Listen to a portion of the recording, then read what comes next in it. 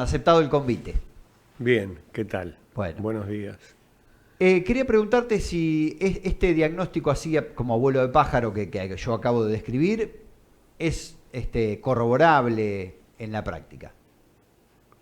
Sí, Bien. de hecho, si vemos lo que viene pasando, una aclaración, cuando hablamos de égido urbano, éxido urbano, son las tierras no urbanizadas, son las tierras exteriores al área urbanizada. Bien. A veces se confunde esto de égido con tejido. Bien. Y se lo piensa en el centro. No, el égido es lo que está por fuera del área urbanizada y son desde las leyes de Indias las tierras de pan llevar. Bien. Desde un punto de vista clásico, una aglomeración urbana está en un determinado territorio y necesita de ese égido que justamente no se lo urbaniza porque es lo que provee todo lo que la ciudad necesita. Bien. En el origen. Bien. Aclarado el tema. Me decías, sí, se corrobora esto de que tenemos un centro de la ciudad, un tejido urbano cada vez más desocupado y una parte exterior, elegido si querés, en donde la gente está buscando irse a vivir a ese tipo de lugares. Eso se corrobora en la realidad y genera una problemática porque, digamos, hay una parte de la ciudad que está sin habitar y otra parte que está buscando un desarrollo. Digo, pensándolo también en la cuestión de los servicios y demás. ¿Cómo se analiza desde la arquitectura este fenómeno? Sí, mira, en las últimas bienales de arquitectura, todo ha girado, no particularmente en la última, que fue hablando de Buenos Aires, de la provincia de Buenos Aires, fue en Tandil en el mes de octubre, noviembre. La cosa giró en realidad con el paisaje, con el entorno, la desconexión que hay entre la ciudad y el entorno. Pero en las bienales anteriores, en líneas generales, el tema ha sido la construcción sobre lo construido. Los arquitectos tenemos una mirada de respetar las áreas urbanas, porque las ciudades en las que nosotros vivimos, la matriz original es el solar. Claro. El solar es, digamos, de leyes de India, es una manzana que se divide en 4, pero ese terreno permite producir lo que una familia necesita para vivir, pensemos principios del siglo XX, Claro. y a su vez ese terreno digiere los desechos que se generan ahí. Claro. El avance de las ingenierías en general, los servicios, el poder tener una red de gas, una red cloacal, una red de agua potable, permitió ir fragmentando eso y concentrando más la ciudad. Bien. Y eso tiene un deterioro según van pasando los tiempos, claro. Y un fenómeno que yo creo que hay que abordar, estoy convencidísimo que es más bien antropológico. El paradigma de esto en la Argentina te podría decir que es Nordelta. Hay trabajos muy interesantes de análisis de cómo ciertos sectores de la sociedad no quieren tener nada que ver con el Estado. O sea, empiezan a percibirse a sí mismos como tipos que buscan un confort por fuera de lo que puede significar una construcción social. Claro, Esto es muy interesante. Hay un trabajo de un antropólogo chileno que aborda esto y plantea los problemas que significa, porque lo que hay es miedo. Miedo a pertenecer, miedo a ser parte de una comunidad. Entonces nos aislamos. Y esto lo vemos, es lo que está sucediendo. Sí. Pero analizar esto en un momento como en el que estamos viviendo es muy complejo, porque yo te diría, el tema de la vivienda social. La antropología, en líneas generales, cuando se ocupa de los sectores más desposeídos de la sociedad, nunca se ocupa de los sectores altos. Esto es interesante, el trabajo de este antropólogo chileno, porque se mete con sectores muy altos, digamos, políticos, empresarios, narcos, lo que habita Nordelta. Empieza a trabajar ahí, no le fue fácil.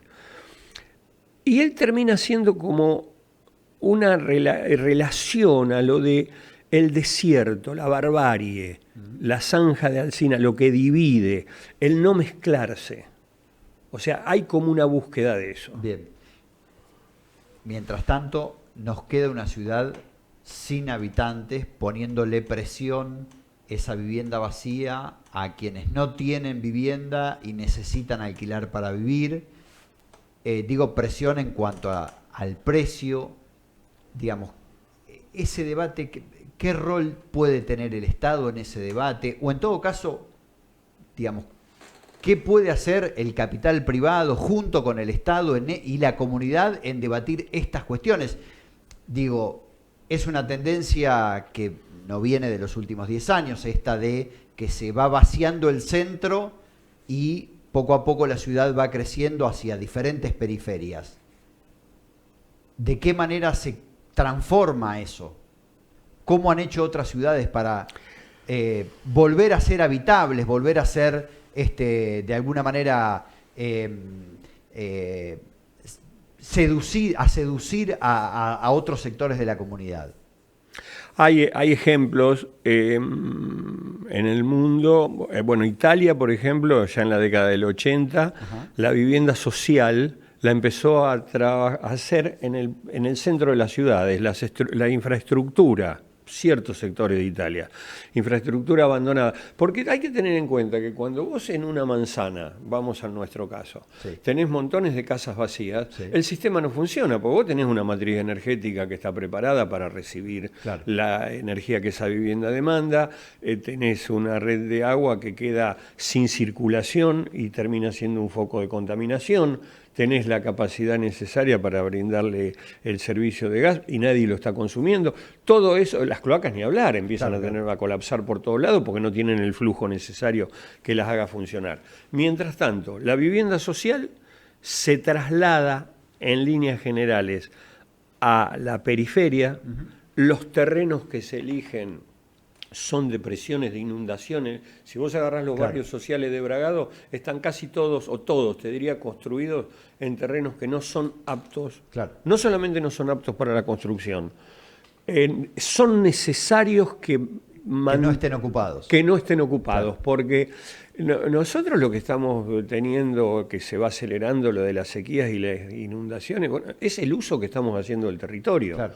Entonces, vos me decís, ¿cuál es la solución? Y muchas sociedades han entendido que lo mejor es ocupar el centro. ¿Y cómo lo ocupás?